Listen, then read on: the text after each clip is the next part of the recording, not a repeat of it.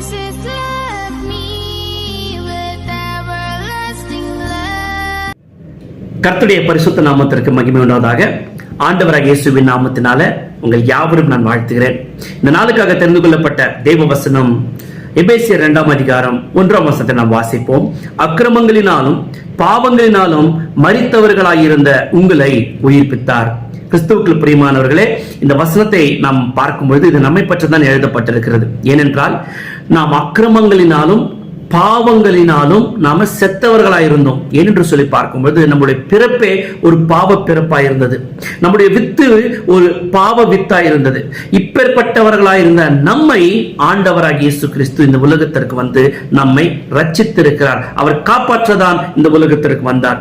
உதாரணத்துக்கு பார்க்கும்பொழுது ஒரு குடும்பத்துல ஒரு மகன் அந்த குடும்பத்தை விட்டு அவன் தப்பிச்சு ஓடி போன போது தன் தகப்பன் சும்மா இருக்க மாட்டான். எப்படியாக தன் மகனை தேடி போவான். எப்படியாவது கண்டுபிடிச்சு மீண்டும் வீட்டுக்கு கொண்டு வர வேண்டும் என்று சொல்லி அவரோட ஏக்கமா இருப்பார். அவர் சாப்பிட மாட்டாரு, அவர் சரியா தூங்க மாட்டாரு. அப்பேற்பட்ட ஒரு ஏக்கம், தன் மகன் தவறி போனானே, அவன் எப்படியாவது வீட்டுக்கு கொண்டு வர வேண்டும் என்று சொல்லி அவர் எப்படி துடிப்பாரோ அதே போலதான் பிரியமான தேவ ஜனமே, நாம் தேவனை விட்டு தூரமா பிரிந்திருந்தோம். காரணம் என்னவென்றால் நாம் நினைக்கிறோம் நாம் தப்பு செஞ்சுட்டோம் அப்படின்னு சொல்லி நம்ம தூரமா போயிருந்தோம். ஆனா ஆண்டவர் என்னுடைய சாயலின்படி படைத்த என் மகன், என்னுடைய சாயலின்படி மனுஷனை உருவாக்கினேனே, அந்த மனுஷன் என்னை விட்டு தூரமா போயிட்டனே, அவர் நம்மளுடைய குடும்பம் அல்லவா, தேவராஜ்யத்துக்கு உட்பட்டவன் அல்லவா, நம்மளுடைய குடும்பத்தை சார்ந்தவன் அல்லவா என்று சொல்லி அவர் நம்ம தவறி போனாலும் நம் மீது கோபம் கொள்ளாமல் அவர் மனதுருகி அவர் நம்மள கம்பேஷனேட்டா இருந்து என் மகனை எப்படியாவது நான் தேடி கண்டுபிடிச்சு நான் வருவேன் என்று சொல்லி ஆண்டவராகிய இயேசு கிறிஸ்து இந்த உலகத்திற்கு வந்தார். நாம பார்க்க முடியும். மத்தேயு எழுதின சுவிசேஷம் 1 அதிகாரம் 21 வசனத்துல, அவள் ஒரு குமாரனை பெறுவாள், அவருக்கு இயேசு என்று பெயரிடுவாயாக, ஏனென்றால் அவர் தமது ஜனங்களின் பாவங்களை நீக்கி அவர்களை ரட்சிப்பார் என்றான். ஆம் பிரியமானவர்களே, நாம் தவறி போயிருந்தோம், அவரை விட்டு தூரமா பிரிந்து ஓடினோம்.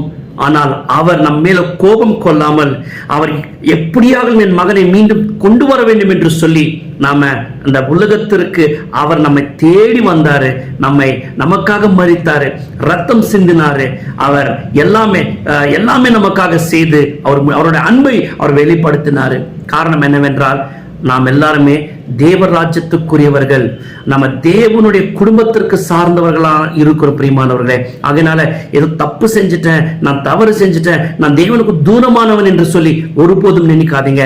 நம்ம எல்லாருமே தேவராஜ்யத்துக்கு உட்பட்டவர்களா இருக்கிற பிரியமானவர்களே. அந்த இயேசுவை நம்ம ஒரு விசையாக விசுவாசிக்கும் பொழுது, அந்த இயேசுவை நம்ம நோக்கி பார்க்கும் பொழுது கண்டிப்பாக அவர் எங்கிருந்தாலும் நம்ம தேடி வந்து நம்மை கண்டுபிடிச்சு அவரோடு கூட சேர்த்து கொள்ள அவர் ஆசையா இருக்கிறார். உங்களை அவர் நேசிக்கிறார். உங்களை அந்த குடும்பத்தில் சேர்த்து கொள்ள வேண்டும் என்று சொல்லி அவர் வாஞ்சியா இருக்கிறார்.